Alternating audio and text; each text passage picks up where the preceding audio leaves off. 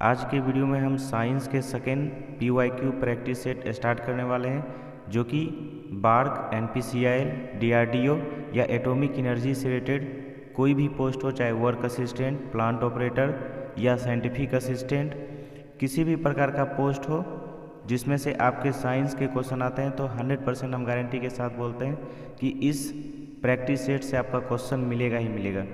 तो दोस्तों चलिए हम लोग शुरू करते हैं। आज मेरा साइंस का सेकेंड प्रैक्टिस सेट है, जो कि PYQ पे आधारित है।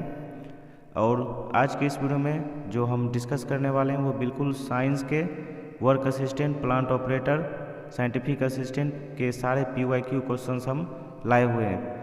सबसे पहला जो मेरा क्वेश्चन है यहाँ पे, कार्य का मात्रक क्या होता है? तो इसका राइट आंसर हो जाएगा जूल। नेक्स्ट अगर हम लोग इसके बारे में डिटेल्स में समझे तो किसी वस्तु पर 5 न्यूटन, देखिए ये क्वेश्चन जो आपके है वो प्लांट ऑपरेटर के नंबरिकल क्वेश्चन में पूछा गया था। तो इसको देखिए कैसे आप लोग सॉल्व करिएगा। जब भी आप लोगों को बता दिया जाएगा कि किसी वस्तु पर 5 न्यूटन का बल लगाया जा रहा है और उसमें क्या किया गया कि 4 मीटर तक विस्थापित किया गया है, तो आपको कुछ नहीं करना है, डायरेक्ट मल्टीप्लाई कर देना है। 4 × 5 इक्वल टू क्या हो जाएगा, 20 जूल उस पर कार्य होगा। तो ये देखिए आपके न्यूमेरिकल क्वेश्चंस हो गए, जो कि पॉइंट ऑफ एग्जाम व्यू से बहुत ही ज़्यादा इंपॉर्टेंट है। और कार्य का जो मात्रक होता है वो जूल यहाँ पे होता है। इसे संकेत में हम लोग जैसे निरूपित किया जाता है। और 1 जूल बराबर यहाँ पे आप लोग देख सकते हैं 1 जूल इक्वल टू 1 न्यूटन पर मीटर। तो आप लोगों को ये भी याद करना है, इसी से आप लोगों का ज़्यादा क्वेश्चंस मिलेंगे। नेक्स्ट अगर सेकेंड क्वेश्चन की हम लोग बात करें तो सेकेंड क्वेश्चन आपका है प्रकाश वर्ष मात्रक है। प्रकाश वर्ष जो कि मात्रक होता है दूरी का। अगर हम लोग इसकी डिटेल्स में जाने तो प्रकाश यहाँ पे देख सकते हैं, प्रकाश द्वारा एक वर्ष में तय की गई दूरी को ही प्रकाश वर्ष कहते हैं, अतः प्रकाश वर्ष दूरी का मात्रक होता है। और एक प्रकाश वर्ष में 9.46 इंटू 10⁻15 मीटर होता है। ये भी दोस्तों आपके बार के प्लांट ऑपरेटर में पूछा गया है, जो कि मैं आपको PYQ क्वेश्चन से दिखाया था, उसमें से आपके डायरेक्ट ये क्वेश्चन पूछे गए हैं। नेक्स्ट यहाँ पे बात करें तो खगोलीय दूरी को मापने की सबसे बड़ी इकाई जो होती है वो क्या होती है, पारसेक। ये आगे एग्जाम में आने की चांस है। नेक्स्ट मेरा यहाँ पे क्वेश्चन दिया गया है, वस्तु को गर्म करने पर उसके अणुओं में क्या होती है? तो जब भी हम किसी वस्तु को गर्म करते हैं तो उसकी जो अणु होती है उसमें उसकी चाल की तीव्रता बढ़ जाती है या उसकी चाल बढ़ जाती है। नेक्स्ट क्वेश्चन यहाँ पे, तो देखिए यहाँ पे अगर हम लोग बात करें इसके बारे में व्याख्या, किसी पदार्थ के 1 ग्राम द्रव्यमान का ताप 1 डिग्री सेल्सियस बढ़ाने के लिए आवश्यक ऊष्मा को मात्रा को उस पदार्थ की विशिष्ट ऊष्मा कहा जाता है। तो ये आप लोग याद करिएगा, इससे डायरेक्ट क्वेश्चन पूछा जाता है। किसी वस्तु को गर्म करने पर उसके अणुओं में तीव्रता बढ़ जाती है। किसी बाह्य स्रोत की अनुपस्थिति में जब तरल का पिंड किसी गर्म सतह से संपर्क में आता है तो उसके अणु अलग होकर फैल जाते हैं, जिससे तरल के पिंड का घनत्व कम हो जाता है। तो ये देखिए क्वेश्चन आपके आगे एग्जाम पॉइंट ऑफ व्यू से बहुत इंपॉर्टेंट है। आपको पूछ सकता है कि किसी पिंड के किसी गर्म सतह से संपर्क में आता है। यहाँ पे देख सकते हैं, जब तरल का पिंड किसी गर्म सतह से संपर्क में आता है तो उसके अणु अलग होकर फैल जाते हैं, जिससे तरल के पिंड का डैश कम हो जाता है। तो क्या हो जाएगा, घनत्व कम हो जाता है। यह आपको डायरेक्ट दे देगा जिससे डैश, तो तरल के पिंड का घनत्व कम हो जाता है। नेक्स्ट क्वेश्चन जो मेरा यहाँ पे दिया गया है, जो कि प्लांट ऑपरेटर में पूछा गया क्वेश्चन है, किसी वस्तु का ताप किसका सूचक है? तो इसकी अगर हम लोग बात करें तो किसी वस्तु का ताप जो है वो उसके, यहाँ पे देख सकते हैं, वो उसके अणुओं के औसत गतिज ऊर्जा का, किसी वस्तु का जो ताप होता है वो अणुओं के औसत गतिज ऊर्जा का सूचक होता है। तो यहाँ पे आप लोग देख सकते हैं, किसी वस्तु का ताप टेम्परेचर उस वस्तु की आंतरिक गतिज ऊर्जा, इंटरनल काइनेटिक एनर्जी जो होता है उसका सूचक होता है। आंतरिक गतिज ऊर्जा अणुओं की गति के कारण निकाय में उपस्थित ऊर्जा को आंतरिक ऊर्जा U4 कहते हैं। इसको आप लोग याद रखिएगा। और नेक्स्ट अगर हम लोग बात करें, ये अणुओं की स्थानांतरिक पूर्णन तथा कंपन गति के कारण होती है। किसी नियत की आंतरिक ऊर्जा का क्रम ज्ञान नहीं करके उसमें परिवर्तन ज्ञात करते हैं। तो जो भी देखिए हम जिसमें अंडरलाइन कर रहे हैं आप लोग ज़रूर याद करते रहिएगा, आगे आपके एग्जाम्स में यही क्वेश्चन मिलेंगे। नेक्स्ट मेरा क्वेश्चन यहाँ पे दिया गया है, ध्वनि तरंगों की प्रकृति होती है, तो इसके अनुदैर्ध्य यहाँ पे देख सकते हैं। ध्वनि तरंगों की प्रकृति अनुदैर्ध्य इसलिए होती है क्योंकि इन तरंगों में माध्यम के कणों का विस्थापन विमोच या विक्षोभ के संचलन की दिशा के समांतर होता है। कण एक स्थान से दूसरे स्थान तक गति नहीं करते बल्कि उसकी विराम अवस्था से आगे पीछे दोलन करते हैं, क्योंकि ध्वनि तरंगे इसी प्रकार संचालित होती है। नेक्स्ट अगर हम लोग क्वेश्चन की बात करें तो नेक्स्ट क्वेश्चन में दिया गया, निम्न में से कौन सा कथन ध्वनि तरंगों के लिए सत्य है। तो ध्वनि तरंगों की अगर हम लोग बात करें तो ये 0 डिग्री सेल्सियस पर इनकी चाल 332 मीटर प्रति सेकेंड होती है। ये क्वेश्चन आप सभी के लिए मोस्ट इम्पॉर्टेंट्स है। ये बार के वर्क असिस्टेंट में भी पूछा गया, एनपीसीएल के प्लांट ऑपरेटर में भी पूछा गया और साइंटिफिक असिस्टेंट के एग्जाम्स में भी पूछा गया है। तो आप लोग इस क्वेश्चन का आंसर ज़रूर याद करिएगा।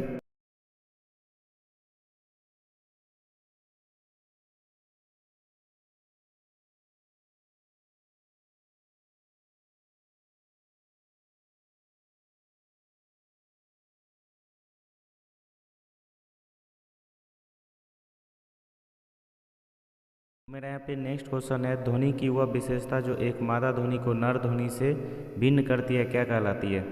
तो ये हो जाएगा तारत्व। तारत्व क्या करती है कि मादा ध्वनि को यहाँ पे नर ध्वनि से अलग करती है और मोटे छोटे का भी डिफरेंस इसी के द्वारा पता चलता है। फिर यहाँ पे देखिए इसकी अगर हम लोग सॉल्यूशन की बात करें तो तारत्व ध्वनि का वह लक्षण है जिसके कारण ध्वनि को मोटा या तीक्ष्ण कहा जाता है। तारत्व आवृत्ति पर निर्भर करता है, जैसे जैसे ध्वनि की आवृत्ति बढ़ती जाती है वैसे वैसे ध्वनि का तारत्व बढ़ता जाता है। ये दोस्तों आप सभी के लिए बहुत ही ज़्यादा इम्पोर्टेंट क्वेश्चंस है, ठीक है। इसमें आप लोगों को बिल्कुल वर्क असिस्टेंट में आने की संभावना है। तारत्व आवृत्ति पर निर्भर करता है, ठीक है। इसको आप लोग याद रखिएगा, जैसे जैसे ध्वनि की आवृत्ति बढ़ती जाती है वैसे वैसे ध्वनि का तारत्व भी क्या होता है कि बढ़ता जाता है तथा ध्वनि तीक्ष्ण अथवा पतली होती जाती है। ध्वनि की वह विशेषता जो एक मादा ध्वनि को नर ध्वनि से भिन्न करती है क्या कहलाती है, तारत्व कहलाती है। और इसी के द्वारा यहाँ पे इसी के लक्षण के द्वारा ध्वनि का मोटा या तीक्ष्ण कहा जाता है, ठीक है, मोटा या तीक्ष्ण होता है। नेक्स्ट हम लोग अगर क्वेश्चन की बात करें तो नेक्स्ट क्वेश्चन मेरे यहाँ पे दिया गया है, ध्वनि के किस लक्षण के कारण कोई ध्वनि मोटी या पतली होती है। तो यहाँ पे देखिए अभी जस्ट मैंने आपको बताया पिच के कारण ही ध्वनि क्या होती है, मोटी या पतली होती है। यहाँ पे दिया गया कि तारत्व ध्वनि का वह लक्षण है जिसके कारण ध्वनि को मोटा या तीक्ष्ण कहा जाता है। तारत्व आवृत्ति पर निर्भर करता है, जैसे जैसे ध्वनि की आवृत्ति बढ़ती जाती है वैसे वैसे ध्वनि का तारत्व बढ़ता जाता है। सेम देखिए आपके यहाँ पे आंसर्स दिए गए।